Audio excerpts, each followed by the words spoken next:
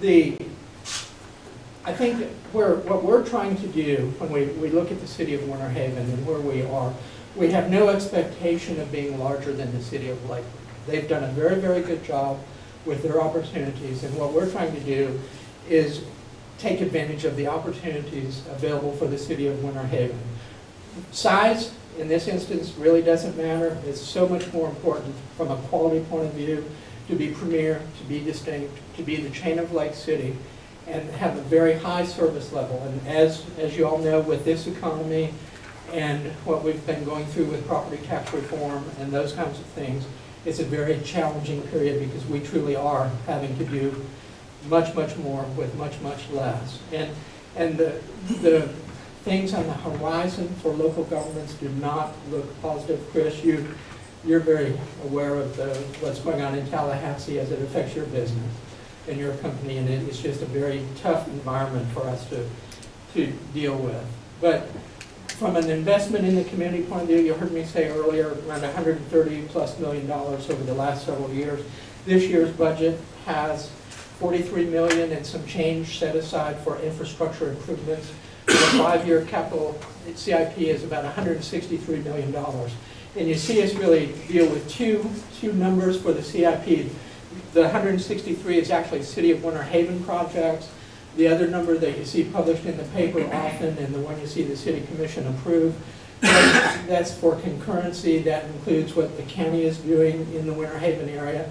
That also includes what FDOT is doing and what the school district is doing with school expansions and those kinds of things in the area. And that gets that number over a 5-year period more like $250 million. But I promise you the city of Winter Haven is doing very, very well financially, but we're not doing that well. So we appreciate the fact that our partners with the county, Jim and Leanne and Mike, you all do a wonderful job. We really value the friendship, the relationship, and we get excellent cooperation and communication, and it's a great group of folks down in Bartow for us. But that's how we're able to look at the rest of the capital improvements, such as Thompson Nursery Road or Dundee Road, hopefully at some point that will pop back up on the state's radar screen. But when all the dust settles, the city's 5-year CIP is in the $163 million range as adopted this year in the new budget. Let's play a few more test questions. Let me put a commissioner on the spot. They love to put a city manager on the spot. JP, it's your day.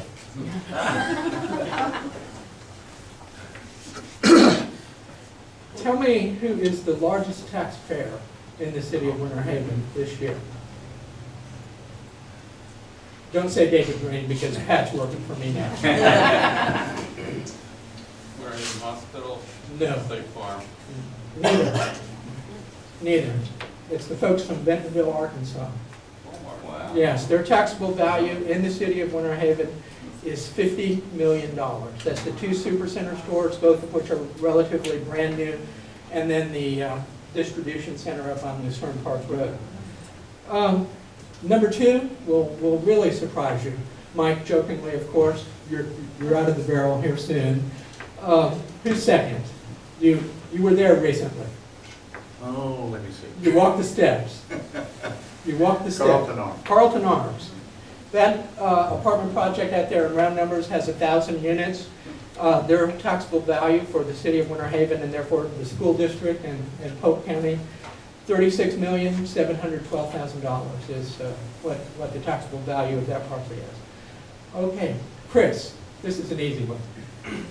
Who's third? Oh, it's got to be State Farm. It's got to be State Farm. And we're very glad they're here, and we want to do all the jobs we can get, and we definitely want to see you expand, expand, expand.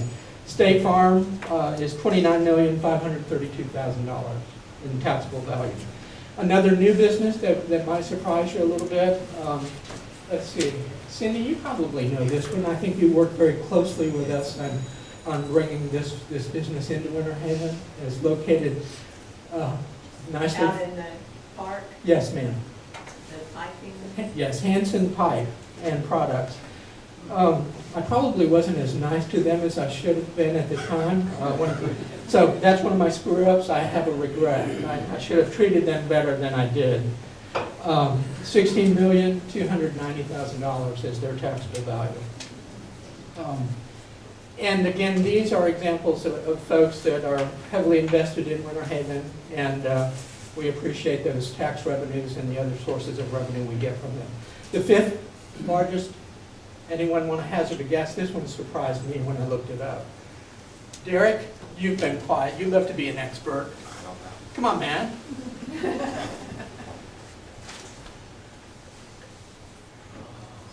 Man, he's in the city manager's office.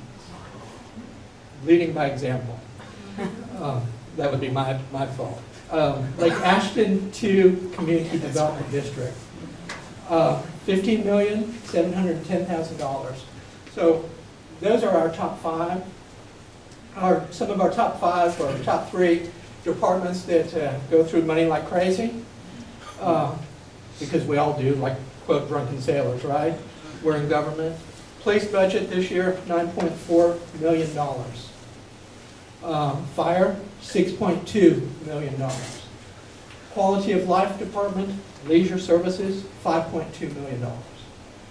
And that's a lot of dollars out of the general fund that go to those three primary service areas. That, of course, includes the library and all of our parks and recreation facilities and those kinds of things that we, again, invest very heavily on and put tons of money in because it's quality of life in all respects, safety and quality of life. Very, very important to us. As I mentioned earlier, we took a $277 million hit this year and a reduction of value of our community. That worked out to be 12.5%. The year before, we had a much smaller reduction. Next year, we're expecting somewhere probably 6 or 7% again, depending on how all of the housing issues still shake out. And if that's the case, then we will probably see, perhaps 150 or so million additional reduction in value for the upcoming year. And from my viewpoint, and I certainly don't claim to be an accountant or an economist or anything else, but we're expecting at City Hall that we will not see an appreciable change in the economy for us until well into 2012. Part of the reason for that is just what we continue to see on the radar screen affecting the private sector and the businesses and the housing industry. And we're just not sure what other shoes are going to be dropping and how hard they're going to thud over the next 18 months or so. But remember, we get tax dollars from an ad valorem point of view. What appeared on our tax rolls as of January 1st, 2009 is what we start to receive money for in November of this year. And so there's that whole lag time that occurs when a house is CO'd, when it goes on the property roll, and it can go on as long as about 18 months from that we are actually providing ad valorem related services before we start getting any ad valorem tax dollars from a given piece of property or product.